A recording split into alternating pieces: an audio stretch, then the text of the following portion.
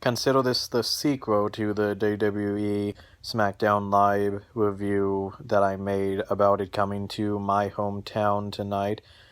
I just had to get my thoughts in on this. Uh, but I get to say this. I was there. I was there when Team Hell No got back together.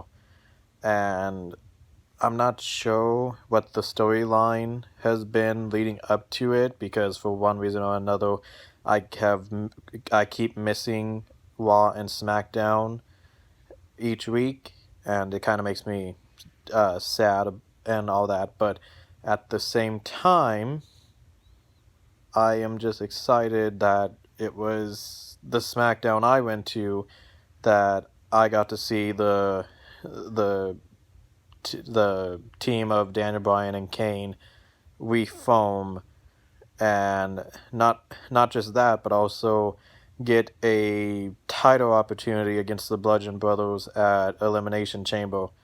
And this is an even bigger moment for me, no matter if there was build up to it or not, because I just started watching wrestling a few years ago.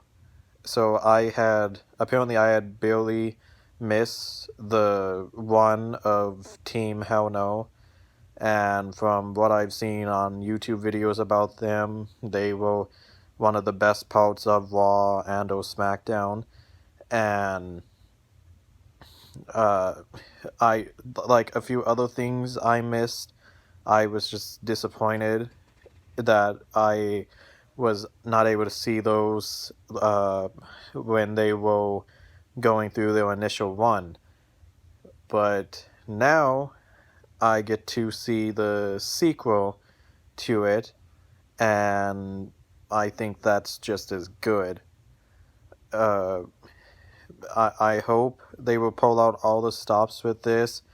Like Daniel Bryan and Kane will kind of revolt back to how they were. From what I've seen, they had a kind of quote unquote on again off again relationship where they would have trouble being a team, but then they would like just by magic sync up with each other and they would win the match. Uh, what I'm getting at is like at the Royal Rumble one year, Daniel fell into Kane's arms and he was on the verge of getting eliminated and he was yelling no and Kane was yelling yes and all that. So I hope they will pull out more goofy stuff like that with them in times where you are allowed to be a little bit comedic. Uh, I also hope they will bring, I think his name is Dr. Shelby or Dr. Shelby back. Yeah, I think it's Dr. Shelby. Because he just, he really made them woke in a way. I mean, uh, I think it'd be pretty funny, like, if at first Daniel and Kane, they're not really getting the job done, and they need a refresher course on how to be a team. So, what does WWE do? They bring in Dr. Shelby or Shelley to be their manager, and don't give the tag team titles to them immediately at Extreme Rules, but let it sizzle a little. Don't do SummerSlam. Like let's really let it sit on the fire for a little bit.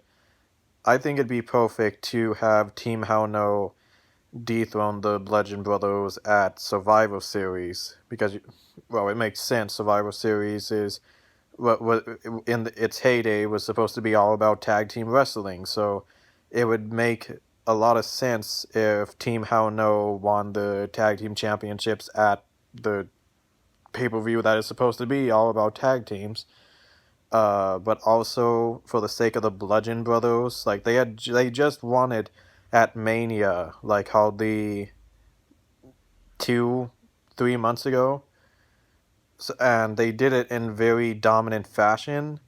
So let's capitalize on the dominance. Like, even if it is Daniel Bryan and Kane they're going up against, capitalize on that dominance we saw at Mania and let them have a decent run with it. Like, yeah, at least 2 Survivor Series.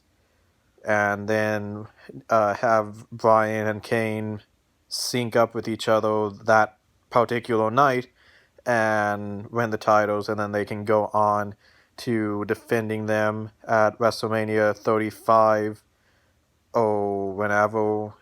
Uh, Hopefully, WrestleMania 35 at least, but hopefully they don't do a program where it's like 50-50 booking, where they beat the Bludgeon Brothers at Survivor Series, but then the Bludgeon Brothers will win the next night on Raw or SmackDown. Yeah, on SmackDown. Um, and then they keep going back and forth until the Rumble where Team Hell No finally wins it. Yeah, let's just have them win the titles at Survivor Series, go to Mania with it at the least, and then we will see from there. But I am excited to see Team Hell No live and in person for the first time ever as a relatively new wrestling fan.